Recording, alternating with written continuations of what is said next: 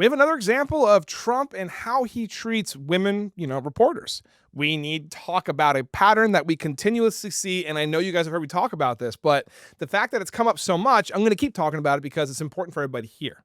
All right. Now, it's a pattern, and you'll see it for yourself in the video I have coming up. Okay. But for the third time in just 2 weeks, Trump has targeted a female reporter, different female reporters every single time, with personal attacks. I mean, this time he called her a stupid person, I think 3 or more times on camera. For doing her job, by the way, and asking like factual, verifiable questions. Okay, check out this clip right here. And by the FBI of these Afghans who were brought into the U.S. So why do you blame the Biden administration? Because they let them in. Are you stupid?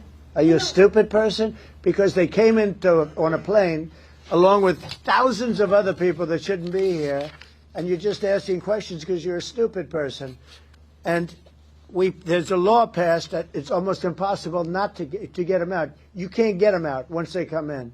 What you just saw was not a one-off. It was part of, a documented trend. Earlier this month, Trump called a Bloomberg reporter, I think Piggy, for asking about the Epstein files. Days later, he called the New York Times reporter ugly, both on the inside and out, for reporting on his HIS declining, schedule. And now tonight, another woman doing her job asking about vetting documents his own administration signed is called stupid. I mean, repeatedly, the facts didn't match his talking point. Let's be clear about the facts, okay? The reporter was correct. The DOJ Inspector General, in a public June report, confirmed that the Afghan arrivals were vetted by the FBI, the DHS, and that suspect in the shooting applied for asylum in 2025. I think it was April 2025. And guess what? It was granted by the Trump administration. So these are, their records, not hers. And when a reporter quotes the record and a president responds to her by attacking her intelligence, that is not like transparency. That is what... I'll tell you what that is. That is power trying to humiliate someone for holding it accountable. And there is a difference. This matters for another reason. Our country relies on reporters, on journalists. I mean, in that room to ask hard questions, even when they are uncomfortable. When a president, any president, starts calling women in the press stupid or piggy or ugly, it sends a message to every other reporter in that room. Stay quiet, or basically you're going to become my target. And he thinks that's strength. Okay, first of all, that's not strength. That's control through an attempt of control through intimidation is what I'll call that. All right.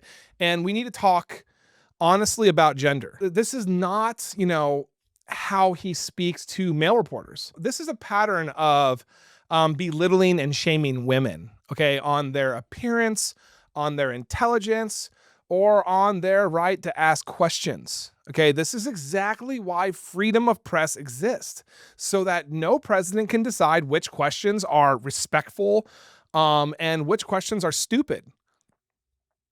I mean, the American people deserve answers, not insults, period. And the women who covered the White House deserve basic respect at the very minimum. He is so scared of women, but Trump sees that as a threat. Okay? He sees that as something he needs to dominate or control in any way that he possibly can. And for that, he is a smaller man. Thank you guys so much for watching. Make sure you guys like, comment, and subscribe to stay connected and informed to the stories that matter, the people that matter, and most importantly, the truth. The thing that is so hard to find right now. And just so you guys know, I do the best that I can to answer the comments. So I really hope to see you guys in there.